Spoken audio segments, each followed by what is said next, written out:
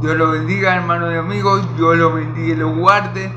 Es un gozo y un privilegio compartir nuevamente la palabra de Dios por este canal, por mi perfil de Facebook, Iván Ibiches, y por mi canal de YouTube, en Encontré Dios, cada para luchar las virtudes y aquel que nos llamó de las tinieblas a su luz admirable.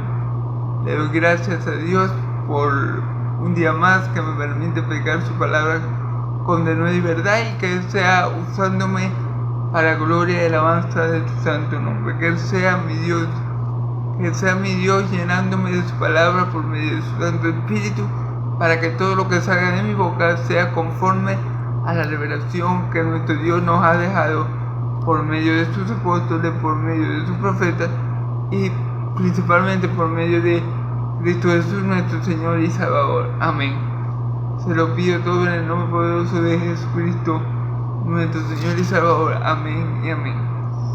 Que yo no sea hablando yo, sino que sea el Espíritu Santo hablando a través de mí, para que todo lo que yo diga en esta hora sea acorde a la voluntad de Dios y para la gloria de Dios de Israel. Se lo pido todo a mi Dios de Israel en el nombre de mi Señor Jesucristo. Amén y amén.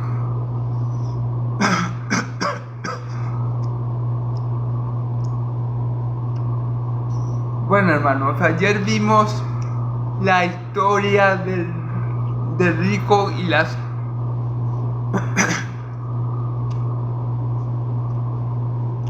Una historia que nos muestra que no todo lo que brilla es oro.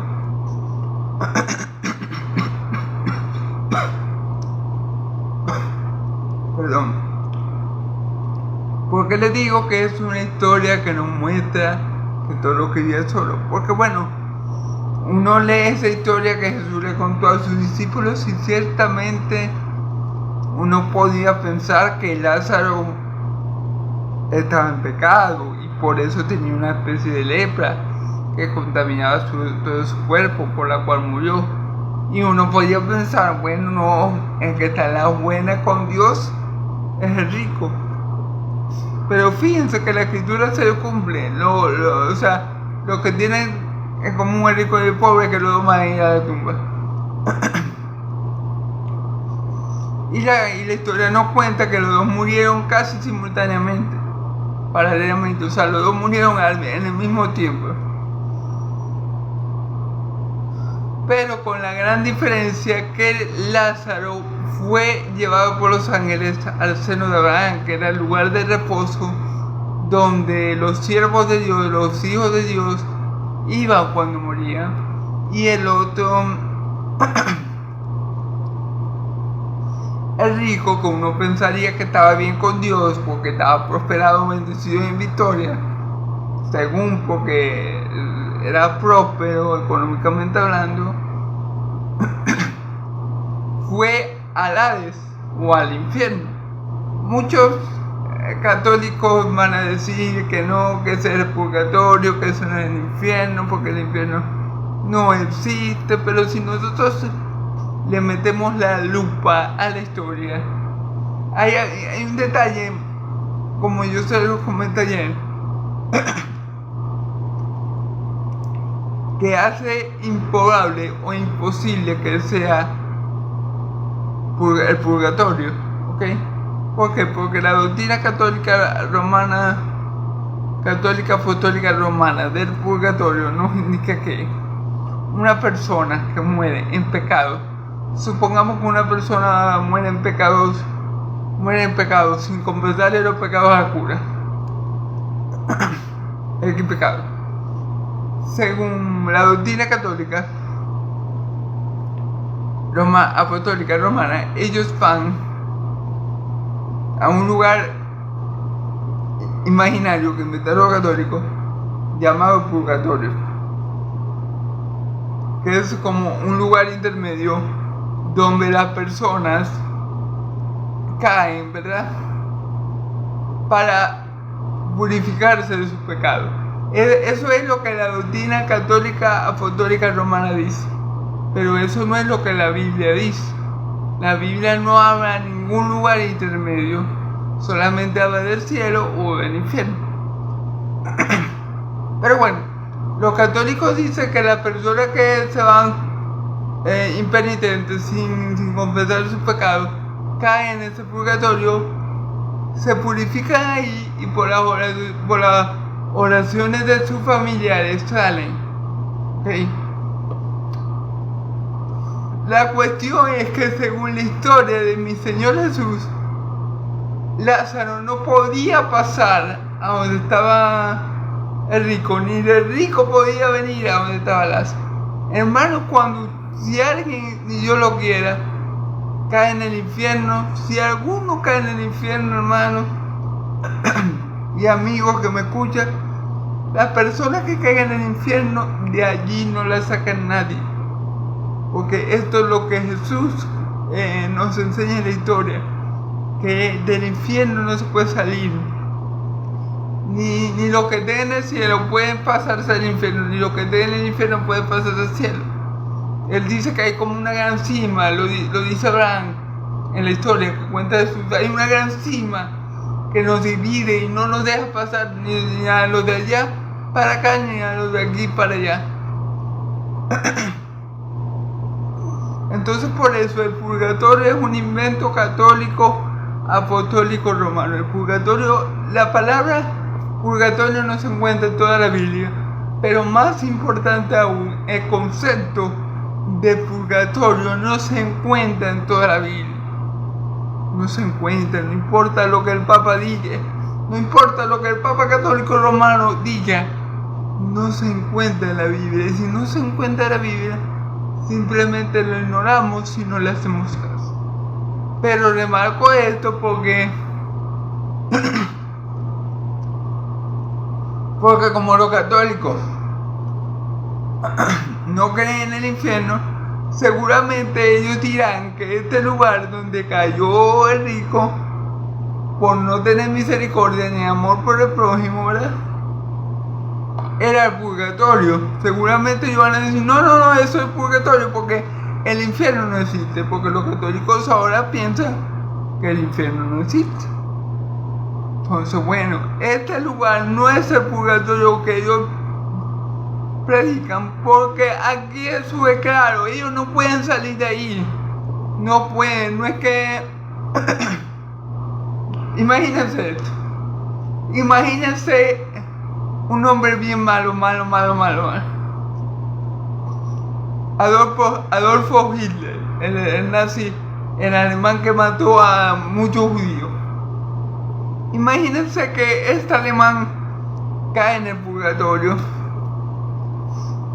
y solamente porque la familia de él ore por él va a salir. Porque, hermano, hasta la familia de los más pecadores del mundo, de los hombres más malos de la historia, oran por ellos. Es decir, no importa lo malo que es su nombre, la madre de ese hombre siempre va a orar por él. Entonces no puede ser que ese hombre salga del infierno porque alguien oró por él. No, hermano, lo único que nos evita a nosotros caer en el infierno que merece nuestro pecado es el sacrificio de Cristo en la cruz. Nosotros nos ganamos la vida eterna, y cuando digo nosotros nos ganamos la vida eterna, es que nosotros nos apoderamos de la vida eterna cuando creemos en Cristo. Cuando creemos en Cristo, como Él ganó, como Él venció, como Él hizo todo lo que se tenía que hacer, tenemos vida eterna. Nosotros, la única obra que podemos hacer para salvarnos del infierno que merece nuestro pecado es creer en Cristo. No es que un asesino viene, mata 20, entonces, claro, el asesino tiene madre y padre y hermano, ¿verdad? Ellos, aunque él sea asesino, van a orar por él. Y no puede ser que por esa sola oración de la familia, ya el asesino salga y se vaya para el cielo después de haber matado a 20 personas. Por darle un ejemplo. Entonces, el purgatorio, hermanos, es una doctrina inventada por el catolicismo romano.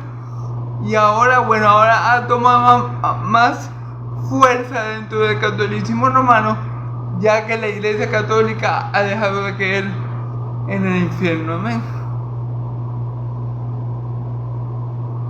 Solamente y exclusivamente porque el Papa Francisco lo dijo, porque en la Biblia no habla de que no hay infierno.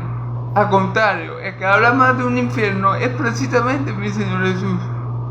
El que habla más de un infierno es mi Señor Jesús. Y en el Antiguo Testamento también hay múltiples referencias al infierno. Así que bueno. Pero bueno, gloria a Dios. Esto sería un resumen de lo que dije ayer. Si quieres ver el video completo, por aquí por mi canal de YouTube, por aquí por mi perfil de Facebook, Iván Iniche, y por mi canal de YouTube, recuerden, Dios lo pueden encontrar. Amén. Ok.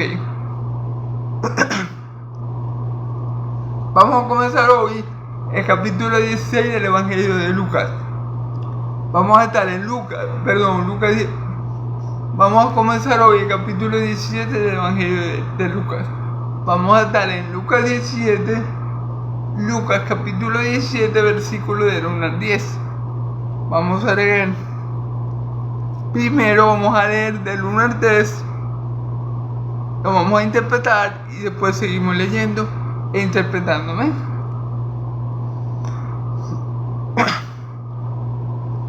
Versículo 1. Jesús dijo a sus discípulos: no se puede evitar que haya incitaciones al pecado, pero hay del hombre que haga pecar a los demás. Mejor le sería que lo echaran al mar con una piedra de molino atada en el cuello, que hacer caer en pecado a uno de estos pequeñitos. Tengan cuidado. Amén.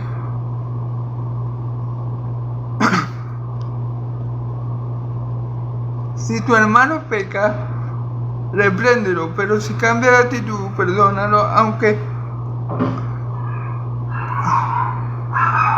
peque contra ti. 7 veces en un día, si 7 veces viene a decirte no lo volveré a hacer, debes perdonarlo. Amén. Hermano, hay que perdonar. Amén. Entonces, bueno, vamos a empezar a acuñar este fragmento. Dice Jesús dijo a sus discípulos: no se puede evitar que haya incitaciones al pecado. Amén. No se puede evitar que haya incitaciones, que haya tentaciones al pecado. ¿Por qué? Porque estamos en un mundo caído que está controlado por nuestro enemigo. Y cuando me refiero al mundo, me refiero a este sistema de cosas pecaminosas en el que ahora vivimos. ¿Ok? Este sistema de cosas pecaminosas es del diablo. Jesús dijo: sabemos que somos hijos de Dios y que el mundo entero está bajo control del maligno. El mundo entero se refiere a este sistema de cosas en el que vivimos. Está bajo el control del maligno. Por eso acá hay tantas incitaciones al pecado. Por donde usted mire, este sistema de cosas está diseñado para apartar al hombre de Dios. ¿Y cómo se aparta al hombre de Dios? Bueno, llevándolo al pecado. Por eso que ahora tenemos el internet con páginas pornográficas y tenemos tantas cosas que pueden llevar al hombre a pecar. Ideologías creadas por hombres que contradicen el diseño de Dios. Y todo esto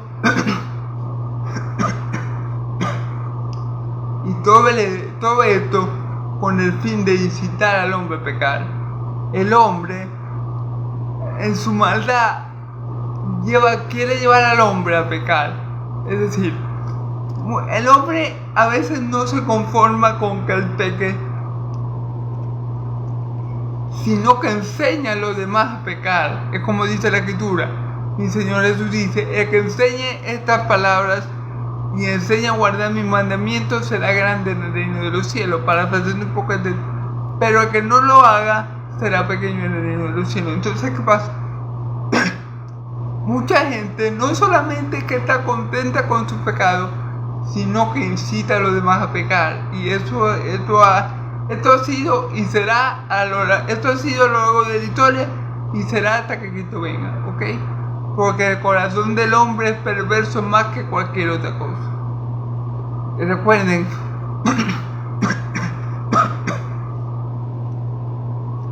por ejemplo, en los tiempos de Noé, todo el pensamiento del hombre era inclinado al pecado. Por eso Dios destruyó el mundo con el diluvio. Porque no tenían remedio, porque no tenían salvación. Lo único que Dios rescató de esa generación perversa fue Noé y su familia. Entonces, es imposible que de este lado de la eternidad y con este sistema de cosas que está gobernando, que ya establecimos que este sistema de cosas no está gobernando el diablo o Satanás, no hay incitación al pecado. Es imposible, hermano, es imposible. Porque el pecado ahorita mismo en este mundo es una realidad. No podemos, es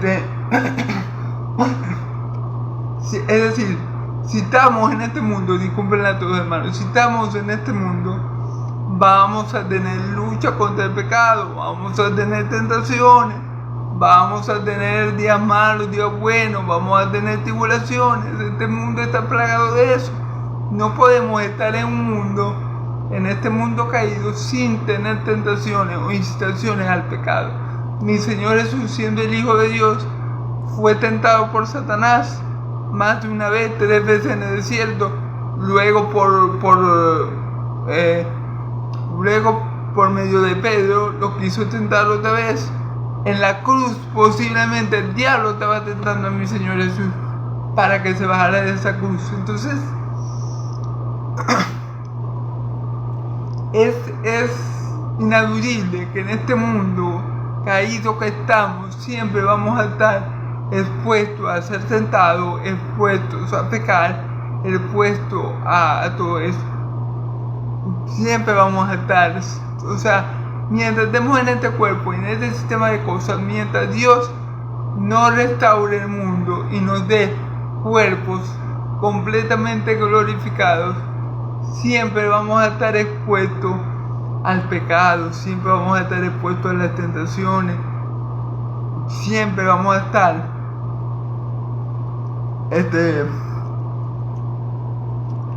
el cristiano siempre va a tener que lidiar con eso, hermano, hasta que Cristo venga, obviamente. Entonces es muy importante que sepamos que el pecado, aunque somos de Cristo, aunque ya hemos vencido al mundo, el pecado de la muerte, vamos a tener que lidiar contra el pecado, vamos a tener que lidiar contra las tentaciones, vamos a tener que lidiar contra las aflicciones por ser creyentes. Entonces vamos a tener que lidiar con todo eso, porque dice aquí, no se puede evitar que haya incitaciones al pecado. O sea, es como si mi Señor Jesús dijera, es necesario que haya pecado, o sea, es necesario. Ustedes, mientras vivan en este mundo caído, se van a ver expuestos a las tentaciones, a las aflicciones, a todo esto. Entonces, es una realidad para cristianos, para creyentes, para seguidores de Cristo, para los hijos de Dios, que vamos a tener esta tensión siempre de enfrentarnos al pecado, de resistir la tentación, resistir al diablo y huir de la tentación. Siempre vamos a tener momentos de tentación en nuestra vida cristiana, siempre vamos a tener momentos de batallar con nuestros pecados, pero como dice la Escritura, fiel es Dios, Dios es fiel y no permitirá que nosotros seamos tentados más de lo que podemos, y juntamente con la tentación proveerá una vía de escape para poder resistirla. Amén. Entonces, bueno, gloria a Dios, porque a pesar de que estamos en este mundo y que podemos estar expuestos a muchas cosas, Dios es fiel para guardarnos. Amén. De todo mal. Amén. Pero hay del hombre que haga pecar a los demás. Pero hay del hombre que haga pecar a los demás. O sea, Jesús reconoce, sí, es algo ciertísimo, es algo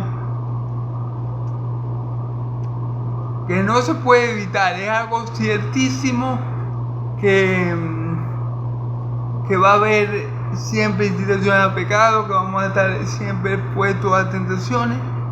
Pero hay de aquel de donde se origina la tentación. Podemos decir, hay de Satanás, porque tienta a los hijos de Dios. Hay de los mundanos que incitan a los hijos de Dios a pecar. Hay de aquellos que quieren que los hijos de Dios cometan los mismos pecados que ellos cometen. Hay aquellos que se gozan de ver pecar a los demás, de ver cometer el mismo pecado a otra persona que ellos están cometiendo. Hay de aquel. Y recordemos que cuando mi Señor Jesús dice ay, es ay, quiere decir que este ay, yo lo dije en otra lección, es sinónimo de castigo divino por una conducta que Dios aborrece, por una conducta que Dios no aprueba y por una conducta que es aborrecible delante de los ojos de Dios. Por ejemplo, ay de ustedes escribas y fariseos, ay de ustedes fariseos que no entran al reino de los cielos, pero tampoco dejan entrar aquellos que sí lo quieren hacer. Entonces cuando mi Señor les dice ay, significa que esta conducta de esta gente que hace pecar a otros, Dios lo detesta. O sea, porque no solamente no se conforman con pecar ellos, sino que enseñan a los demás a cometer las prácticas pecaminosas y abominables que ellos cometen. Entonces, eso es lo que mi Señor Jesús te está diciendo aquí. Ay,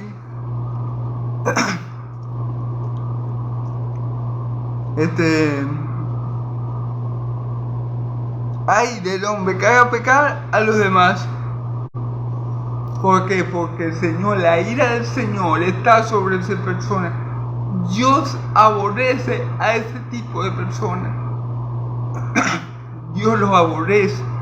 ¿Por qué? Porque no se conforman con pecar ellos y estar mal delante de Dios ellos, sino que enseñan a los demás a pecar en contra de Dios y a estar mal delante de Dios. Entonces, pues ese son el tipo de personas que Dios más aborrece, como los fariseos. Amén. Entonces hay que tener cuidado con no ser piedra de tropiezo para las demás personas. Amén. Muy importante que nuestro testimonio o nuestro hablar no sea el motivo o el origen de que alguna otra persona peque y ofenda a Dios. Amén. Tenemos que cuidar por eso muy bien nuestro testimonio y nuestra forma de hablar. No sea que alguien que nos imite, que alguien imitándonos cometa el mismo pecado y caigamos bajo este ay, y caigamos bajo la ira de Dios por hacer pecar a otro hombre, por enseñarle al otro hombre lo malo, por enseñarle al otro hombre lo que Dios aborrece, hacer a otro hombre lo que Dios aborrece. Allí podemos nosotros ser bastante castigados, hermanos y amigos. Por ese tipo de comportamiento viene la ira de Dios sobre ese tipo de personas que se comportan o que se conducen de esa forma. Amén. Mejor le sería que lo echaran al mar con una piedra de molino y atada al cuello que hacer caer en pecado a uno de tus pequeñitos. Tengan cuidado. Ok, fíjense bien, mejor le sería no haber nacido, como le digo a Judá, Todo va acorde a lo que dice la Escritura. Todo va acorde a lo que la Escritura dice. Pero hay de aquel que traiciona al Hijo del Hombre. Mejor lo hubiera sido no haber nacido. Bueno, algo parecido está diciendo mi Señor Jesús aquí. Hay a los que hagan tropezar a otra persona, a los que hagan tropezar a otro hombre, ¿verdad? Mejor lo hubiera sido no haber nacido, porque va a ser castigado por Dios, porque Dios va a tener eso en consideración, va a tener eso en mente, que Él llevó a otra persona a pecar, que por la conducta de Él, que por la palabra de Él, otra persona pecó en contra de Dios. Amén. Dios lo va a tener en cuenta. Por eso que aquí dice que mejor le fuera que le amarraron una roca al cuello y lo lanzaran al fondo del mar. Es terrible. Eso debe ser una agonía terrible. Ahora imagínense que la palabra dice que mejor le va a ir a esa persona que la arrojen con una roca al fondo del mar, que aquel que haga pecar a otro hombre. Amén. Que aquel que incita a pecar al otro hombre y lo lleva a pecar. Amén. Y dice que hacer caer en pecado a uno de estos pequeñitos, tengan cuidado. ¿Por qué aquí dice a uno de estos pequeñitos? Porque aquí está hablando de los hijos de Dios. O sea, cuando dice a uno de estos pequeñitos, se refiere a nuestros hermanos en la fe. Por lo menos, yo, si soy líder, amén. Supongamos, yo soy líder de célula y por mi conducta, algunos hermanitos que van comenzando en la fe pecan contra Dios. Dios me va a castigar a mí duramente, porque yo estoy haciendo tropezar al más pequeño. Si yo tengo 10 años en el Evangelio y yo hago algo que los que asisten a mi célula copian, pero ese algo es malo, pero ese algo es un pecado delante de los ojos de Dios, y yo lo llevo a cabo, y ellos, como yo soy su líder, me imitan o me copian, entonces la ira de Dios va a venir sobre mí por hacer pecar a ese pequeño en la fe. ¿Sí entiende cuál es el punto? El punto es no hacerle tropiezo a ningún hombre, no hacer que ningún hombre caiga en pecado en contra de Dios, pero es más terrible cuando se lo hacemos a uno de nuestros hermanos en la fe más pequeño, a un hermanito que, vamos a poner un ejemplo, que va comenzando en la iglesia, que recién se bautizó y se junta conmigo, y yo no sé, me voy a beber, y él se da cuenta que yo me voy a beber, y después al rato yo lo veo bebiendo a él. Bueno, Dios me va a castigar a mí duramente por ese pecado si yo no me arrepiento y cambio de actitud, porque por mi causa el hermano más pequeño, por el cual también murió Cristo, está pecando en contra de su Dios. ¿Sí entiende cuál es el punto? ¿Ok? Está bien, hay que cuidarse de hacer tropezar a cualquier hombre, porque nosotros no somos hijos del diablo para estar haciendo pecar a los demás. Pero sobre todo hay que cuidarse, hay que ser muy cuidadoso en el testimonio que uno le da a los hermanos, o en lo que uno le enseña a un hermano en Cristo más pequeño espiritualmente hablando que uno. No vaya a ser que ese hermano en Cristo, copiando nuestro testimonio, nuestra conducta, o copiando o imitando lo que nosotros podamos decir, caiga en el mismo pecado y nosotros seamos duramente castigados por Dios por nuestra mala enseñanza, por nuestro mal testimonio. Por eso es de mucha responsabilidad enseñar la palabra de Dios. Por eso es importante no solamente a predicar la palabra, que sí es sumamente importante, porque nadie se va a salvar sin la locura del evangelio, sin la predicación de la palabra de Dios. Gloria a Dios. Pero también es muy importante el testimonio que nosotros le demos a los hermanos, que nosotros le digamos y hagamos en presencia de los hermanos más pequeños que nosotros, espiritualmente hablando, que tienen menos tiempo, que nosotros en la fe, sea algo bueno, sea algo digno de imitar, sea algo que Jesucristo hubiera hecho, para que ellos imiten lo bueno. Hay que tener mucho cuidado de no estar dando mal testimonio o enseñando cosas que no son a los hermanos más pequeños, y que ellos, imitando nuestro pecado, y que ellos imitando nuestra mala enseñanza, caigan en ese mismo pecado, porque Dios va a tratar muy duramente. Por eso pone la palabra hay a los que actúen de esa manera. Recordemos que hay, vuelvo y repito, significa castigo a una persona o nación por algo que ellos estaban haciendo que Dios aborrece y detesta. Amén. Dios aborrece y detesta que nosotros, los hijos de Dios, sus hijos, podamos estar actuando o hablando o actuando de manera que hagamos tropezar a otros hijos de él más pequeños espiritualmente hablando. Dios aborrece eso. Así que cuando ya sea que prediquemos el evangelio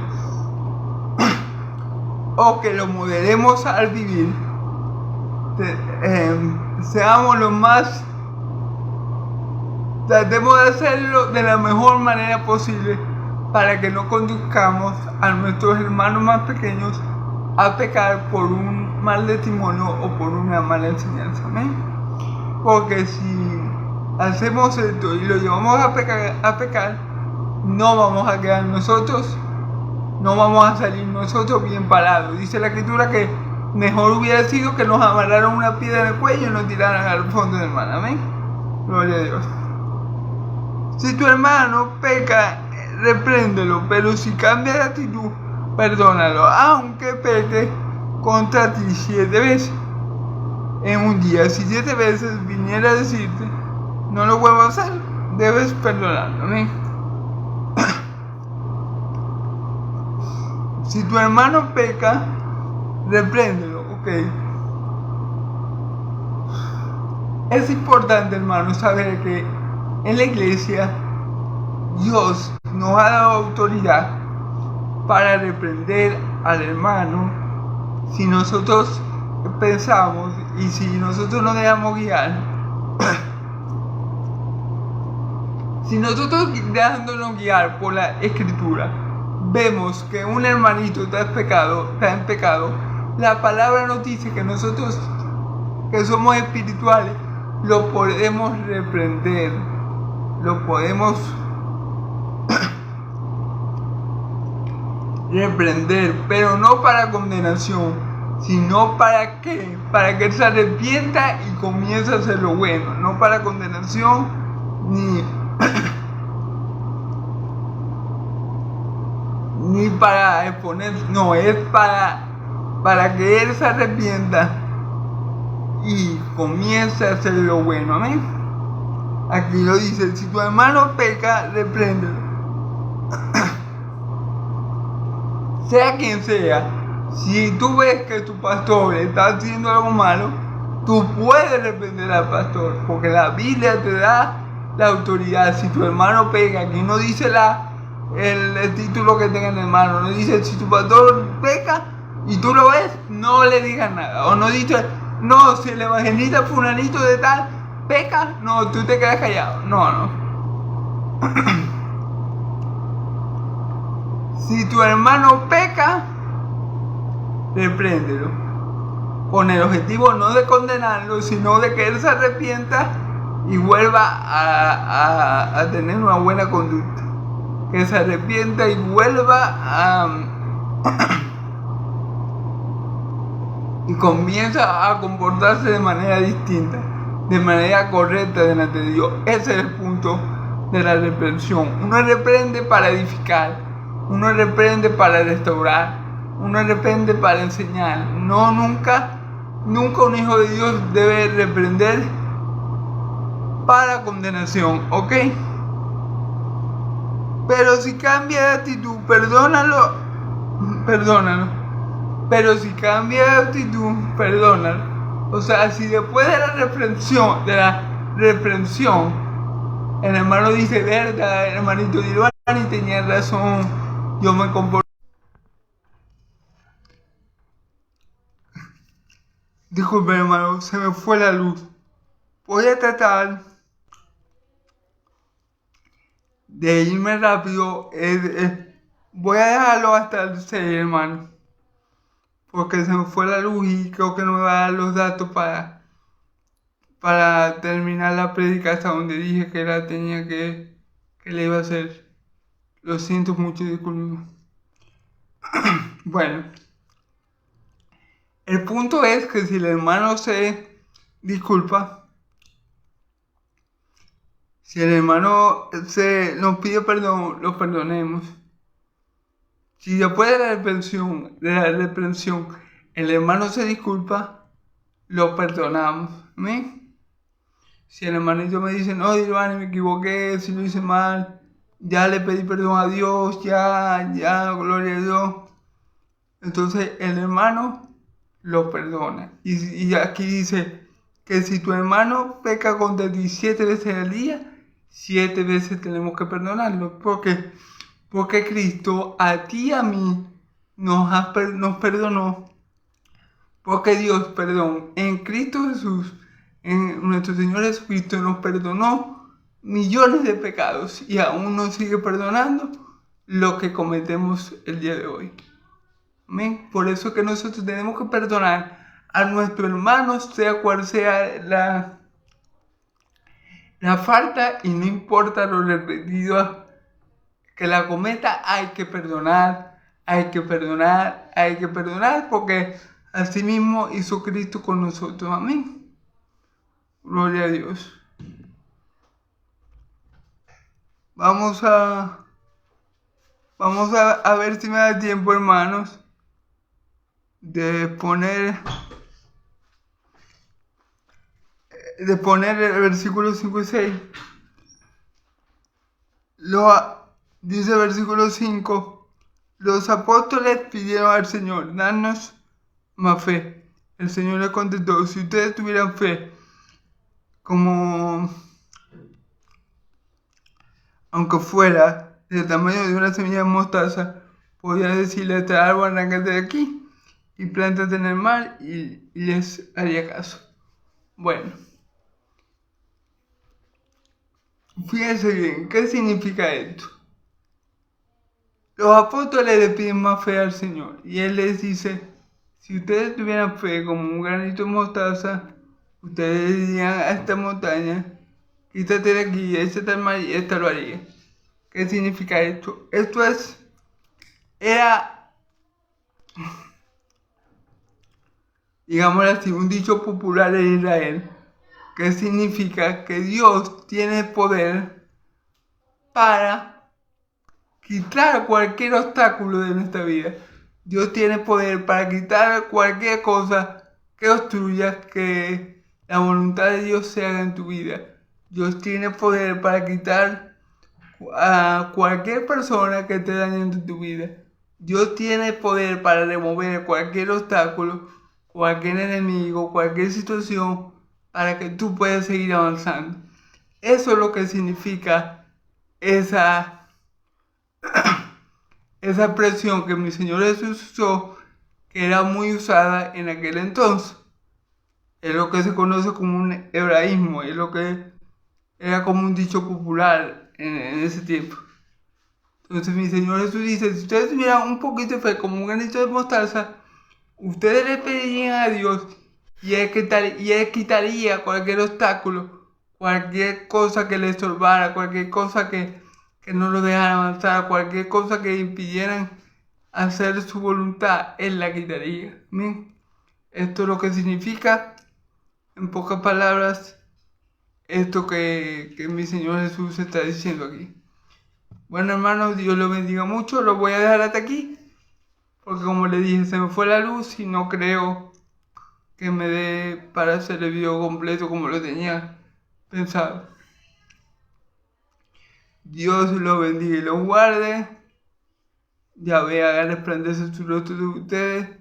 Yahvé alce su rostro de ustedes y le dé paz, que la paz del Dios de Israel y la gracia de mi Señor Jesucristo sea sobre todo su pueblo santo. Y el pueblo de Dios dice amén y amén. Gloria a Dios.